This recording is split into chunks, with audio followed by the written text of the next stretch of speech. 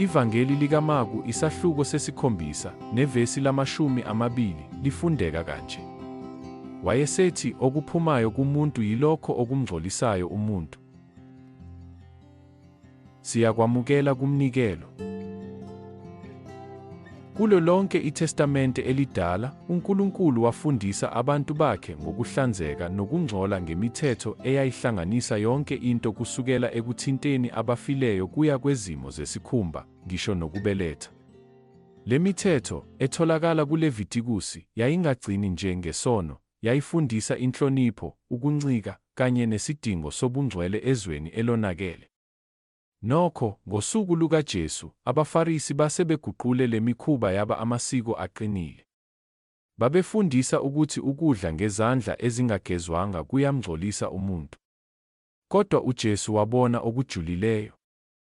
Wabonisa ukuthi nakuba abaholi benkolo babegxile ekuhlanzekeni kwangaphandle, izinhliziyo zabo zazigcwele ubuzenzisi nesono. Bamdumisa uNkulunkulu ngezindebe zabo, kepha izinhliziyo zabo zazikude naye. UJesu akazange nje aphikise isiko, wadalula umthombo wangempela wokungcola.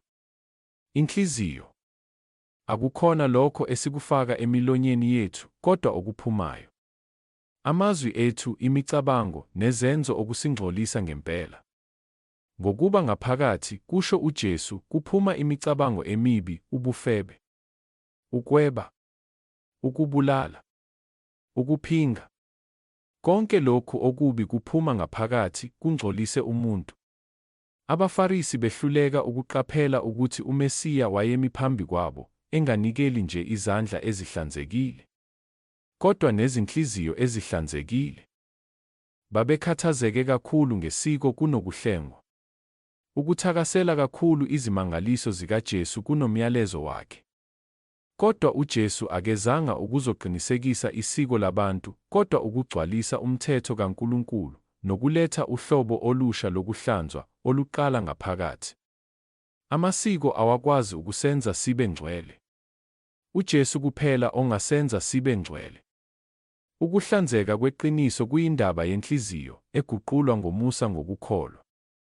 Njengabalandeli bakaKristu, kumele sigweme ukumane sibukeke sihlanzekile ngaphandle.